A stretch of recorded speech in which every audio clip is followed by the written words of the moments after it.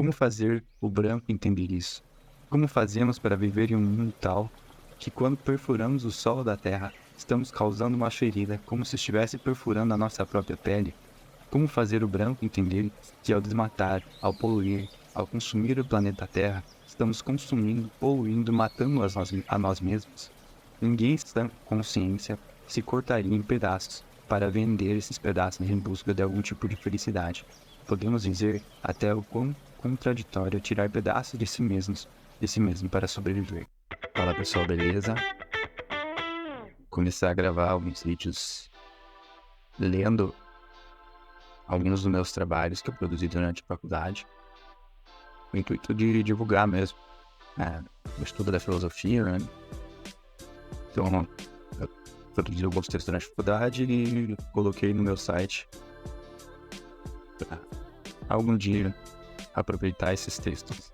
Eu acho que são bastante pertinentes. Eu sempre procurei dar algum tipo de personalidade para meus textos na faculdade.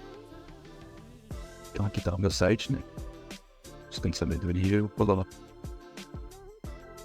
alguns dos textos que eu produzi durante a faculdade. O que eu quero ler hoje seria possível uma volta para cá.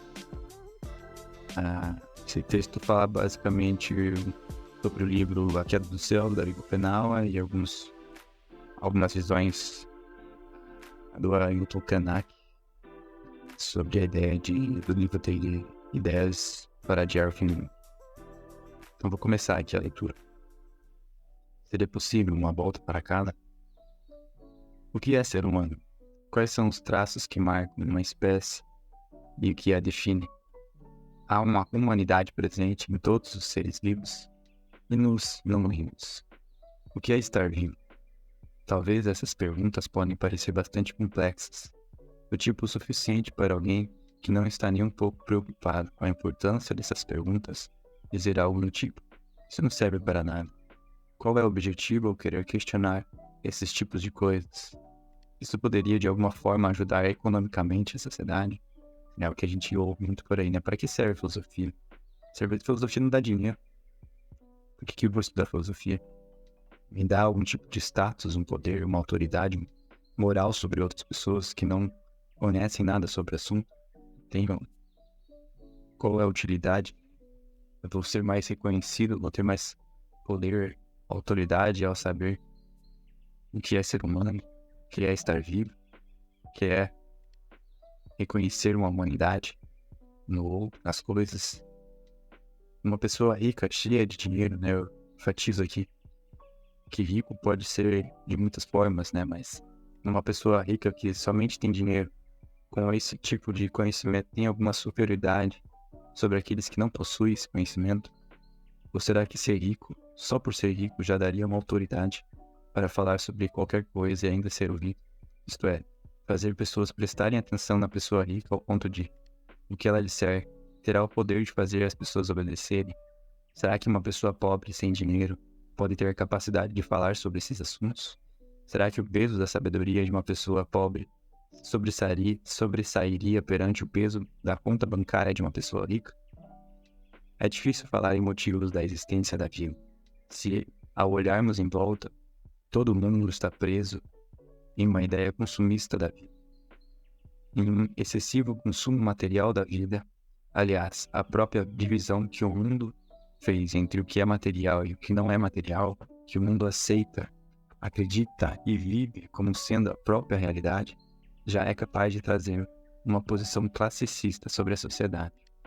Separamos aqueles que acreditam na sensibilidade das coisas, dando créditos de utilidade à sensibilidade, pela possibilidade de podermos manejá-la com os nossos sentidos, daqueles que acreditam em um outro mundo não sensível, quem sabe possamos falar em um mundo extrasensível, um mundo inconsciente e irracional. Irracional, pois, segundo os materialistas, racional é o que está presente na sensibilidade, ou seja, são as leis universais da física, e aquilo que eu não consigo medir, aquilo que eu não atribuo sentido lógico, aquilo que eu não controlo, mas que apenas acontece. Esse mundo insensível é perdido de razão, é irracional, perdido de utilidade. Seria muito fácil hoje imaginar uma fala parecida com essa. para que serve a matéria se eu não para consumi-la? Ou, para que me serve conhecer sobre outra dimensão de sentido que aparentemente contém um certo tipo de sabedoria? Isso dá dinheiro?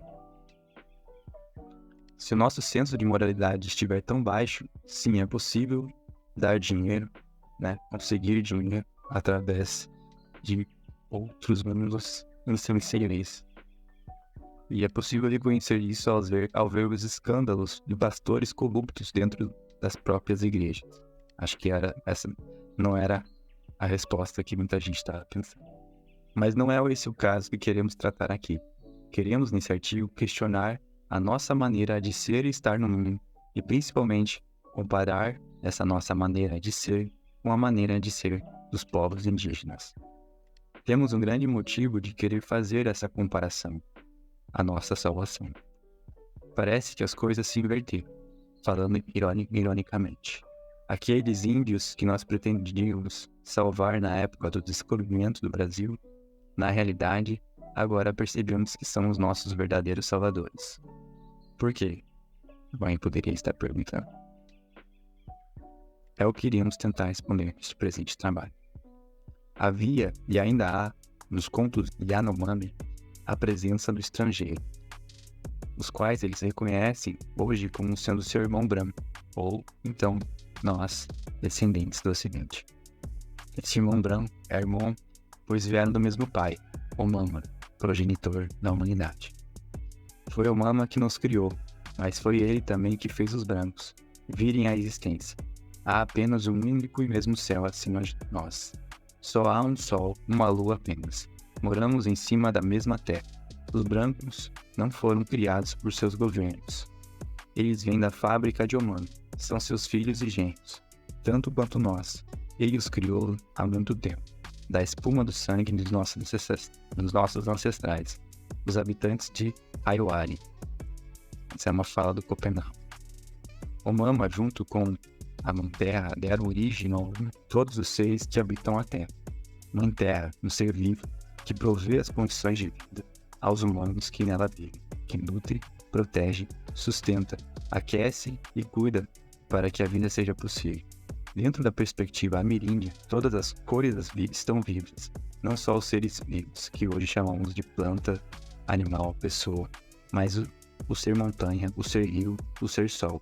A vida nesses seres coisas, dentro da cosmologia, que pode parecer uma viagem indígena para alguns, a separação material não faz sentido, pois todos pertencemos a um só lugar, viemos da mesma origem. Como fazer o branco entender isso? Como fazemos para viver em um mundo tal que quando perfuramos o solo da Terra, estamos causando uma ferida como se estivesse perfurando a nossa própria pele? Como fazer o branco entender que ao desmatar, ao poluir, ao consumir o planeta Terra, estamos consumindo, poluindo, matando a nós mesmos? Ninguém sem consciência se cortaria em pedaços para vender esses pedaços em busca de algum tipo de felicidade.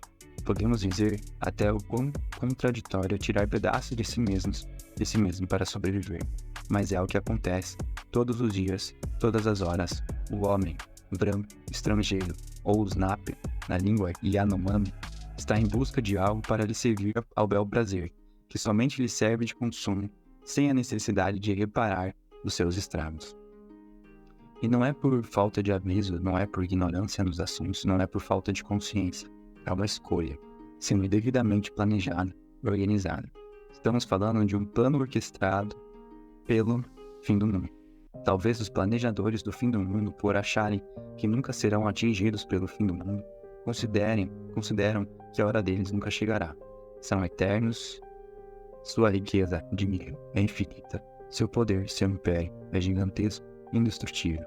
O resto da humanidade que se vende e corre atrás, que dê seus pulos, pois todo mundo é capaz de chegar lá, basta querer. Poderíamos chamar de toda essa ânsia pela destruição do planeta de antropoceno, e aí podemos começar a entender o seu perigo. Antropoceno é destruição, é o homem como centro do mundo, que tem o poder e o controle universal sobre a natureza. O homem branco, patriarcal, autoritário, fascista, preconceituoso, racista, misógino, que não apresenta vestígios de consciência social. Esse é o homem que está no centro do poder de controle universal sobre o resto do mundo. Essa é a nossa realidade, essa é a nossa história, essa é a nossa genética. Está presente no nosso modo de ser, no nosso modo de pensar e no nosso modo de viver. Somos o irmão Dan que fugiu de casa, que se perdeu, que se esqueceu dos seus verdadeiros costumes, esqueceu do amor que tinha em casa, que criou um jeito de viver totalmente destrutivo, competitivo e econômico de se viver. Será que ainda dá tempo de voltar para casa e ser acolhido pelos nossos parentes? Será que a nossa família ainda nos aceitaria de volta? Para podermos responder isso, antes precisamos querer voltar para casa, sentir arrependimento e pedir desculpas. Temos que ansiar e planejar pela nossa volta para casa. Temos que fazer de tudo para consertar nossos estragos, nossa destruição. Aí, somente depois de tudo isso, saberemos se seremos aceitos pelos nossos irmãos, pela nossa Mãe Terra. O ano é 2021 e estamos sendo avisados pela nossa mãe, que talvez ainda acredite em nós, e o mundo está em crise, que estamos em estado de alerta, pois o fim do mundo está próximo e não é à toa, como diz Davi Copenau, que estamos enfrentando a maior pandemia de todos os tempos. A epidemia já estava presente no vocabulário dos povos da floresta desde o começo dos tempos. Epidemia Chauara, causada pelos Napi. A epidemia Chauara tem valor de doença de branco, vindo da poluição da fumaça trazida pelo ar. A epidemia que causou e causam as mortes dos povos autóctones, como a malária e, mais recentemente, a SARS-CoV-2, Covid-19, que o atual presidente da República do Brasil, Jair Messias Bolsonaro, chamou de gripezinha. Nós é que elegemos. Nós que o elegemos. Nós que concordamos com suas ideias. Nós que acreditamos nas suas falas. Foi seu jeito de se expressar, de tratar os outros. Foi isso que nós decidimos como a melhor opção que iria colocar ordem e progresso no país. Não importa se voltamos nele. Estamos juntos nessa enrascada. Não tem escapatória. É o antropoceno, cujo Bolsonaro é só um reflexo. E é esse antropoceno que definimos há pouco acima, que é o grande causador de estrago. Somos nós. Não tem o povo de lá, o povo de cá, ou um motivo que vem de cima para nos dar uma lição. Não. O culpado disso tudo somos nós. Nós somos os responsáveis. Tenhamos ao menos a coragem de assumir a culpa. Seria raro, mas quem sabe assim, esse seria o primeiro passo para adiar o fim do mundo, como diz Ayrton Krenak. O que podemos fazer para aumentar a nossa chance de ainda sobreviver a este caos que nós criamos? Será que ainda existe uma possibilidade de tudo não desmoronar e voltarmos a virar poeira cósmica? Segundo a tradição xamânica, a única forma de impedirmos a queda do céu, isso é, a devastação do mundo, é proteger uma tradição sagrada, o trabalho do xamã. Só os xamãs são capazes de salvar a terra, e o motivo disso é porque eles são os únicos que são capazes de ouvir as vozes do Chapiri. São os únicos que podem dançar e cantar com os Chapiri para proteger a queda do céu, para proteger a nossa terra, para proteger a nossa mata, a nossa floresta, a nossa natureza. E eles fazem isso por todos nós, brancos ou não, vivemos sob o mesmo teto, sob o mesmo céu, e são eles que estão impedindo que o mundo acabe, por enquanto, até que o último dos xamãs sobreviva e, quem sabe, consiga passar seus ensinamentos para a futura geração. Ainda podemos ter esperança. Mas isso se eles sobreviverem, senão será o fim. Os Chapiri são ex-humanos, em forma de animais que viveram antes no primeiro tempo e que fizeram sobreviver suas imagens. Os Chapiri são as imagens dos ancestrais animais e Arorik, que se transformaram no primeiro tempo. É esse o seu verdadeiro nome. Vocês os chamam espíritos, mas são outros, que vieram à existência quando a floresta ainda era jovem. Os nossos antigos xamãs os faziam dançar sempre, e como eles, nós continuamos até hoje. Quando o sol se levanta no peito do céu, os Chapiri dormem. Quando volta a descer, à tarde, para eles o alvorecer se anuncia e eles acordam. Nossa noite é seu dia. De modo que, quando dormimos, os espíritos despertos brincam e dançam na floresta. Assim é, são muitos mesmo, pois não morrem nunca. Por isso nós chamamos pequena gente fantasma, Porete Peuê, e nos dizem: Vocês são fantasmas estrangeiros, porque são mortais. Assim é. Em seus olhares, já somos fantasmas, porque, ao contrário deles, somos fracos e morremos com facilidade. Davi Copenhague. Os Shapiri só podem ser vistos quando o xamã bebe Yakuana. Então os xamãs morrem e viram fantasmas, conseguindo se comunicar com seus filhos Shapiri. Sim, os xamãs são os pais do Shapiri. São assim que eles se chamam entre eles. O pai dá comida a seus filhos quando inalam o pó da Yakuana, que permite esses contato cósmico transcendental. O uso dessas palavras é uma tentativa de explicar o que significa essa experiência entre dois mundos que se conectam de uma maneira muito especial.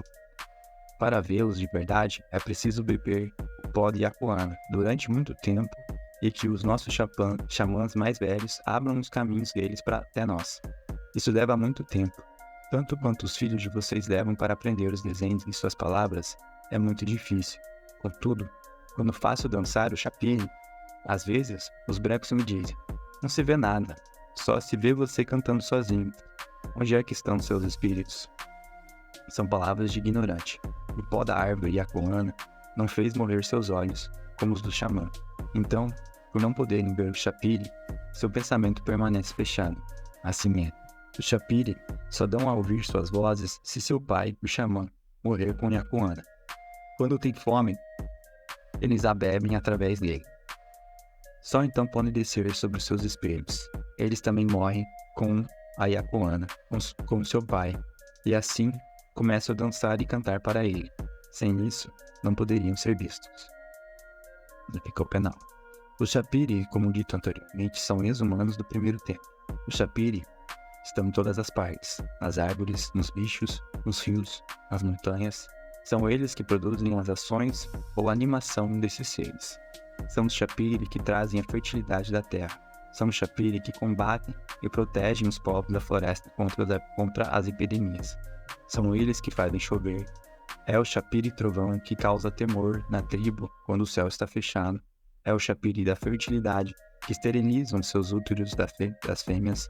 O poder do xamã está em chamar seus Shapiri para ajudá-los. Os Shapiris não são todos bons. Existem os Shapiris maléficos que causam a morte, os Shapiri do caos, da fome, da seca, e são esses que podem acabar com ele. Caso os xamãs não chamem através dos seus cantos, os Shapiris guardiões da terra que protegem contra os Shapiris maléficos. Os cantos do Shapiri são ensinados aos xamãs pelos próprios Shapiris. Mas é preciso que o xamã tenha muita experiência para aprender e ser acompanhado por esses Shapiris mais fortes. Só os maiores xamãs têm esse poder, pois os xamãs iniciantes ainda não conseguem ver esses Shapiris, talvez nunca conseguirão. O Shapiri tem imagem de animais, feito de espelhos luminosos, e segundo Davi Copenhague, muito mais bonitos que nós. Uma relação que podemos aprender com esse mundo complexo dos sonhos do xamã, que tem um significado e uma realidade muito diferente dos nossos sonhos de branco, é que são mesmo uma realidade dimensional onde vivem outros tipos de seres que afetam e dirigem a vida de nós humanos. Além disso, na perspectiva ameríndia, os animais são ex-humanos. Por isso os Shapiris se parecem com os animais e que eles sabem que os Shapiris são humanos de outro tempo. Portanto, existe uma humanidade primitiva dentro de todos os seres, contradizendo a nossa visão ocidental, que para alguns é inquestionável, confrontando a nossa herança de origem animal, que aos olhos dos povos originários, sempre fomos humanos, viramos animais posteriormente. Na mitologia ameríndia, todos eram humanos. Não havia distinções. Todos humanos, animais, plantas, rios, rochas, etc., tinham uma roupagem humana e uma perspectiva única. Após um grande evento, essas roupagens, corpos, mudaram e viraram plurais. No entanto, a alma, que é a ideia de humanidade, continua a mesma por baixo das diferentes roupagens. Os humanos são aqueles que continuaram iguais a si mesmos. Os animais são ex-humanos e não ex-animais. Portanto, a condição original comum aos humanos e animais não é a animalidade, mas a humanidade. E não somente os que consideramos vivos pela nossa ciência têm a humanidade intrínseca, mas os não vivos ou inorgânicos, tais como pedras, o riacho, o solo, também compartilham dessa humanidade, é claro, pois há Shapiris dentro deles. agindo por eles, afetando e causando efeitos. Uma explicação dessa talvez seja entendida por nós hoje como algo racional, mitológico. Mas uma coisa que nós não conseguimos negar é que ela ocorre no nosso inconsciente. É interessante pensar que nós acreditamos profundamente na existência de uma psicologia humana, na subjetivação dos corpos, um certo tipo de autoconsciência que compartilhamos entre seres sencientes, que é comandada, por um lado, pelo consciente e por uma outra parte ainda mais obscura, que chamamos de inconsciente. Sabemos que esse inconsciente está presente em nós, só não sabemos como acessá-lo, ou se temos a possibilidade de controlá-lo, mas sabemos que de algum modo somos influenciados por ele. Percebe que a narrativa da ciência psicológica é um modo de fazer-nos acreditar em argumentos e pressupostos que apenas combinam com o modo em que estamos acostumados a entender, o modo que fomos ensinados e educados a dar sentido e valor de verdade para as coisas. Qual é a diferença então para os chamados mitos indígenas? Qual é o valor do símbolo para nós, que parece que são tão diferentes, esquecidos ou deixados de lado quando falamos do Chapiri no mundo espectral e espiritual dos povos ameríndios?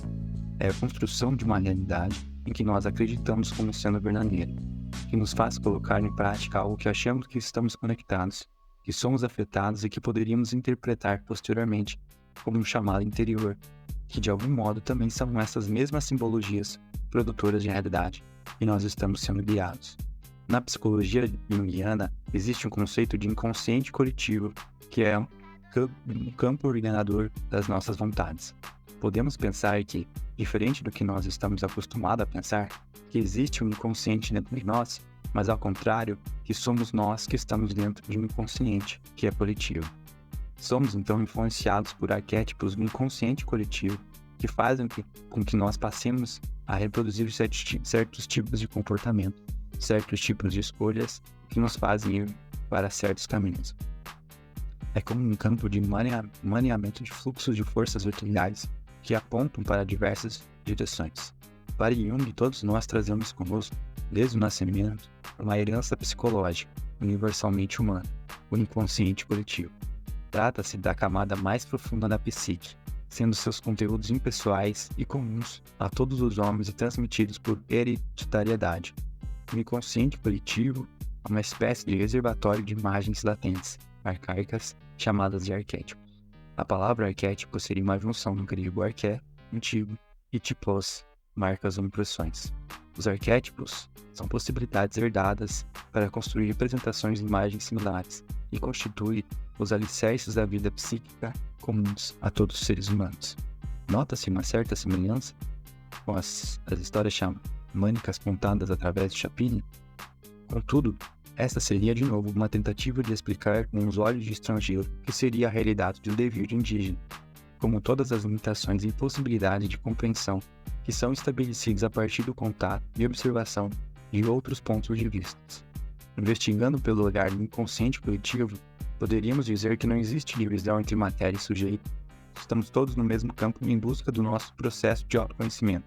Isso é a consciência olhando para essa grandeza e imensidão do inconsciente coletivo e tentando entender o que ela está fazendo ali, dando opiniões, contando histórias, escrevendo artigos, escrevendo impérios de papel, como diz Schopenhauer, para explicar o que é esse espanto que levamos quando olhamos para a vida.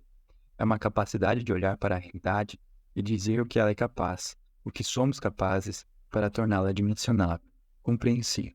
No entanto, que no fundo é só uma visão fragmentada da totalidade.